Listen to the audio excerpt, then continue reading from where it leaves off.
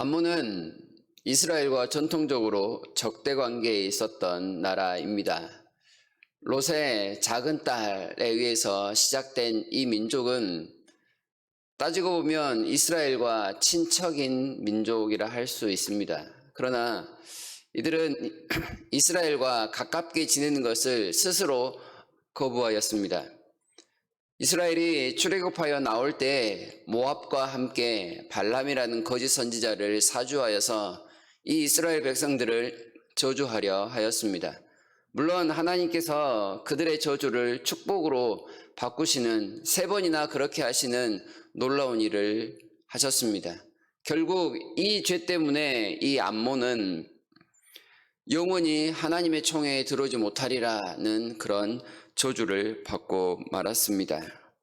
암몬은 이렇게 이스라엘을 향해 간접적으로 저주를 내리려 했던 모습과 함께 직접적으로도 다양한 기회를 따라 이스라엘을 공격하던 모습을 보였습니다. 1절을 보시게 되면 1절 말미에 갓을 점령하였다라고 나오는데요. 이 갓은 갓 지파를 이야기합니다. 요단 동편에 살고 있었던 갓 지파를 이 암몬 자손들이 점령하였고 그 땅을 불법적으로 탈취하였다라는 내용을 고발하고 있는 내용입니다. 이스라엘이 어려움에 처했을 때 그들을 돕기보다는 그들에게 한편의 기회로 생각하였습니다. 때는 북왕국 이스라엘이 아수르에 의해서 멸망하였을 때 그들의 사회가 결코 안정되지 못하고 혼란한 그 틈을 타서 암몬 자손들이 갓 자손들이 점령하고 있는 그 땅을 빼앗고 말았다라는 내용을 이야기합니다. 이 외에도 암몬 자손은 역사적으로 많은 일들을 하였는데요. 그들이 믿고 있던 주신이 밀곰 혹은 말감이라는 신인데 이 신을 앞세워서 갓의 땅을 빼앗은 것 외에도 또한 이스라엘의 이 우상을 수출하여서 이스라엘로 하여금 많은 우상 숭배에 빠지게 만드는 일에 앞장서기도 했습니다. 그 우상 숭배를 통해서 이스라엘과 암몬 자손이 함께 음행을 하는, 섞여 살아가게 만드는 일을 하였었는데요. 앞서 말씀드렸던 그 발람의 저주 사건이 온전히 성공하지 못하자 이제부터는 그들의 여인들을 이스라엘 사람들에게 보내어서 이스라엘 사회를 음란함으로 물들게 만드는 그런 짓을 하기도 하였습니다. 유다의 왕 여호사밧이 통치하던 때에는 모압과 에돔과 합세하여서 유다를 공격하기도 했던 그런 나라였고요. 솔로몬의 아들 르호보암은 이 마아가 사람의 아들로 그렇게 기록이 되어 있습니다. 그리고 이 예레미야서를 통해서도 나타났던 내용인데 남왕국이 멸망하고 나왔을 때 암몬 왕 그알리스라는 사람이 유다의 왕족 이스마엘을 사주해서 그 유다에 남아있던 망명 정부를 다 쓸어버리라. 그 대표였던 그다랴를 제거하라는 그런 명령, 사주를 하게 됩니다. 이 암몬 왕의 사주로 인해서 총독 그다랴가 살해를 당하고 그나마 조금 회복되려 하였던 유다의 망명 정부가 다시 흩어지게 되는, 그래서 애굽으로 피신하여 심판을 받게 되는 그런 일들이 또한 나타났습니다. 바벨론 포로 후에도 여전히 암몬 족속은 이스라엘에 악영향을 끼치고 있었는데요. 느헤미야를 보면 도비아라는 사람이 부각되어 나타납니다.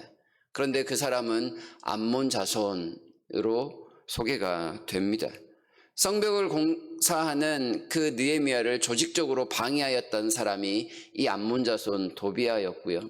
또한 이 사람은 유다 사람들과 여러 가지 혈연, 지연으로 얽혀 있어서 온갖 악행을 저지른 일에 앞장서던 사람이었습니다. 그리고 암몬 사람들은 이 바벨론 포로 후에도 이스라엘 사람과 통혼을 통해 하나님 앞에 온전히 서지 못하게 만드는 일에 앞장서던 그런 민족이기도 합니다. 역사적으로 이 암몬이라는 사람들은 암적인 존재였습니다. 크게 부각되지는 않았지만 여전히 이스라엘 주변에서 틈만 나면 공격하고 간접적으로 그들을 오염시키고 그들의 신앙을 빼앗아가는 그런 사람들이었다라는 뜻입니다. 그런 암몬에게 드디어 하나님의 심판이 선포되고 있습니다. 그들이 멸망할 것입니다. 그들의 멸망은 우선 그들이 저지른 직접적인 악행 때문에 그랬습니다. 소개하였던 갓 자손의 땅을 불법적으로 탈취한 일입니다. 그들은 남의 불행을 곧 자신의 행복으로 삼았던 나쁜 사람들입니다. 물론 그 당시에 폭력이 자행되던 시대에 그것이 어느 정도 통용될 수 있었을 거다. 하지만 하나님 앞에서는 결코 용납될 수 없는 일입니다. 이웃을 돌아보기는커녕 이웃의 연약함을 자신의 기회로 삼는 것, 그것은 하나님께서 분명 인정하시지 않는 악한 죄라는 사실입니다. 이것을 심판하시려고 하나님께서 군대를 보내시겠다 말씀을 합니다. 라빠라는 도시는 이 암몬 자손들에게 있어서는 수도였던 성읍입니다. 그러나 이 라빠는 폐허더미 언덕이 될 것이다 라고 이야기를 합니다. 사람이 살지 못하는 곳, 곧 그 나라는 흔적도 없이 군대에 의해서 짓밟히게 될 것이다 라는 말씀입니다. 둘째, 이 암몬이 심판을 받는 이유는 그들의 교만함 때문인데요. 4절에 보시게 되면 내 흐르는 골짜기를 자랑하느냐 이렇게 되어 있습니다.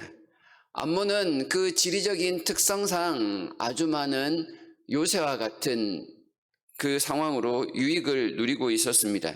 동쪽으로는 사막, 그리고 북쪽으로는 야복강과 경계를 하고 있었습니다. 그러다 보니 이 민족들의 침입이 그렇게 쉽지 않았습니다. 겹겹이 쌓여있는 골짜기처럼 굳이 이 민족들이 침입하여도 이익을 많이 얻을 수 없는 그런 나라의 모습, 그래서 그냥 이 민족들에게 방치되다시피 했던 그런 나라. 그러다 보니 암몬은 공격을 받지 않으니 평안할 수 있었고 그들의 자원을 통해 부를 축적할 수 있었다라는 내용입니다.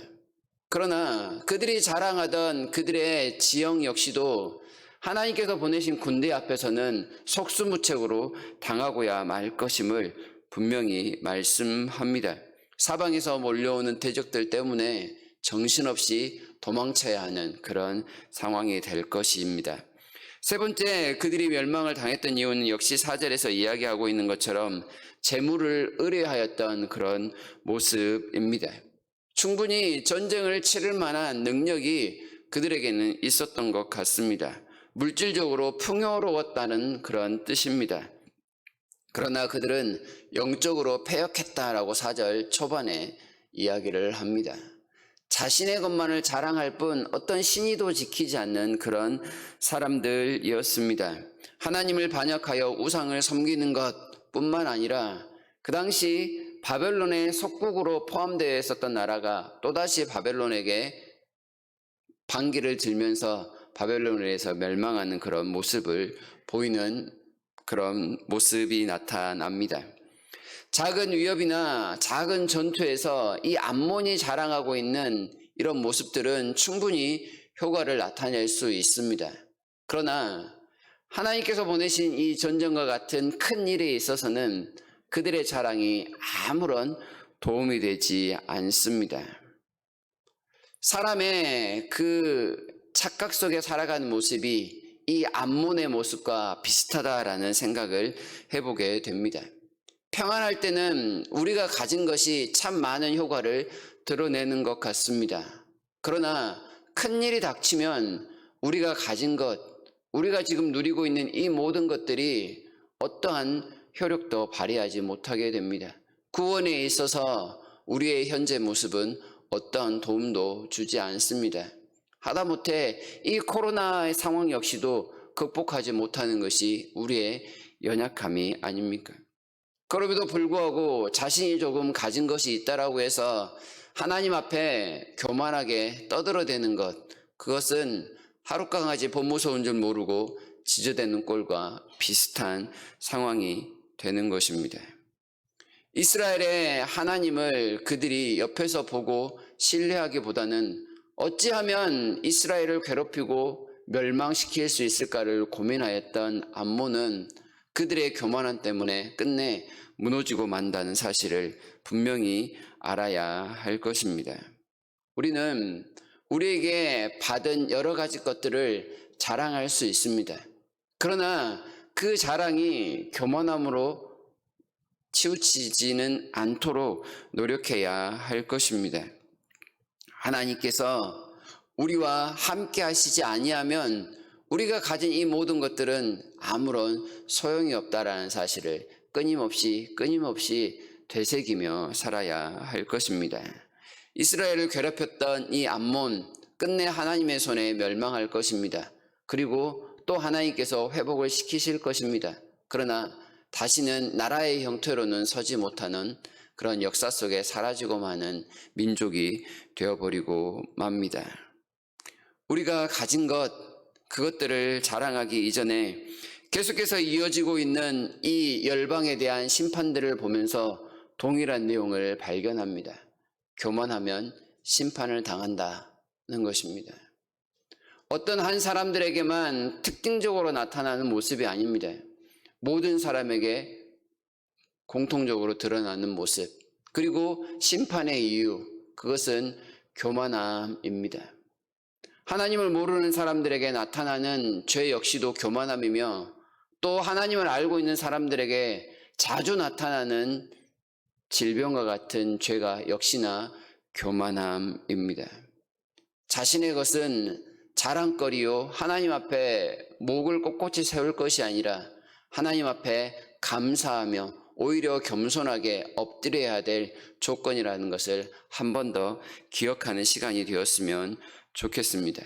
하나님을 떠나서는 소망이 없습니다. 그러니 오늘을 살아갈 때 더욱더 하나님을 의뢰하고 신뢰하면서 하나님께 감사만, 더욱더 감사의 찬양만 돌릴 수 있는 저와 여러분 모두가 되기를 진심으로 바랍니다.